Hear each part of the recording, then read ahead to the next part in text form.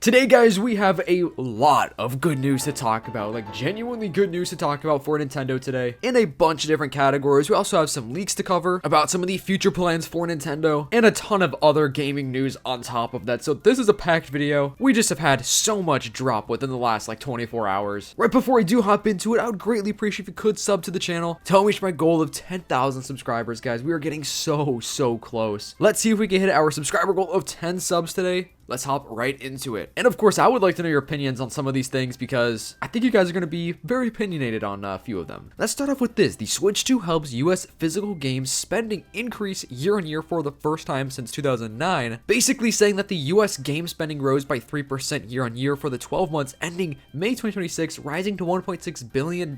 Believe it or not, the last time that there was an increase in physical spending was 2009, which that sounds crazy to me, but it has been a long time in the making. This is the Switch 2 bump. Physical software sales on Nintendo platforms are up about 26% compared to a year ago, but still down from the year ending May 2024 period. All of the ecosystems are continuing to drop by double-digit percentages, very likely to be a temporary blip. Basically, what this means is that physical game sales are up, and that is good news because we don't want to live in a world that is completely digital media. It seems like Xbox and PlayStation are having more and more of their games just be sold digitally, which there's nothing wrong if you do prefer digital games, but of course we don't want physical media to go away entirely. So it's so awesome to see that somehow, someway, the Switch 2 has actually brought an increase of these physical game sales. And I think it's good news for the future of Nintendo because obviously they are doing something right. Physical media is really important and it should stay around. I feel like it's a healthy ecosystem to have digital media and physical media. Obviously, digital media is way more convenient, but with physical media, I mean, you could buy these games pre-owned for a lot cheaper, which we all know that the gaming companies do not like that. And of course, if you ever need money, you could sell your physical media and just to have a collection, man. Like, I love collecting games, whether it be old games, new games. We also have a brand new Nintendo patent, and it seems like it's some sort of thing that they are trying out to kind of maybe make a different iteration of the Switch 2. So Mike Odyssey saying like maybe it could be for a Switch 2 Lite, also stating that Nintendo is clearly refining their engineering architecture behind the scenes. And here are the patents on screen, so you know it's kind of confusing to see exactly what you are looking at, but either way, they are trying stuff behind the scenes. I mean, bro, what the heck is this? A square Switch? I have no idea. I don't know. I wish I knew. But yeah, it's good to see that they are working on something. I think inevitably they're gonna drop some other type of Switch 2 console, some sort of Switch 2 Lite. I'm also thinking like maybe this could be something with the European version of the Switch 2 where it has to have a replaceable battery. I low-key would love that in the States because, man, imagine how convenient it would be to swap the battery in and out of a Switch 2. And I have to bring this up since we're on the topic of Switch 2 consoles. There still are rumors of a Switch 2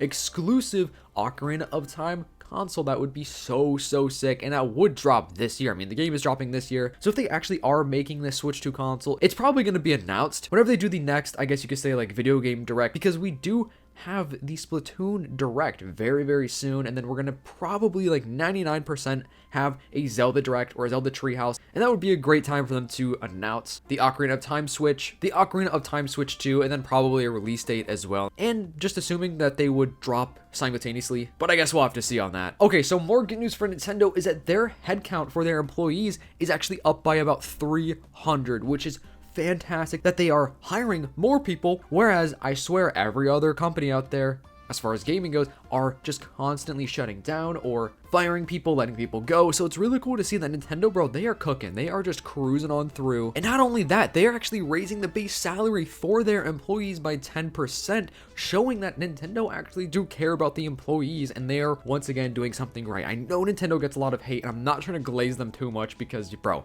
I definitely have my gripes with Nintendo every now and then. But this is good news. This is good news for the future of gaming. This is going to make their employees actually want to work better and work harder, which hopefully means better video games for us in the future, bigger video games, better consoles, more unique consoles, better customer service. I think all around this is a win-win situation. Nintendo is giving their employees more money, they're hiring more employees, making the company better, and we are going to probably see changes throughout Nintendo. So this is really good news, guys. Now, this is huge news as well. We have many leaks about a Star Fox area coming to the Universal Parks, which would be amazing. Mike Odyssey saying that he has also heard other IP rides and shows, merch and presents that are going to be spread throughout Universal Islands Adventure and just Universal Studios. Universal, dude, they are definitely making some crazy money with this stuff. And Pokemon coming, it's only going to get better. Yes, I have a source, and no, I cannot disclose it. So Mike Odyssey is not the only person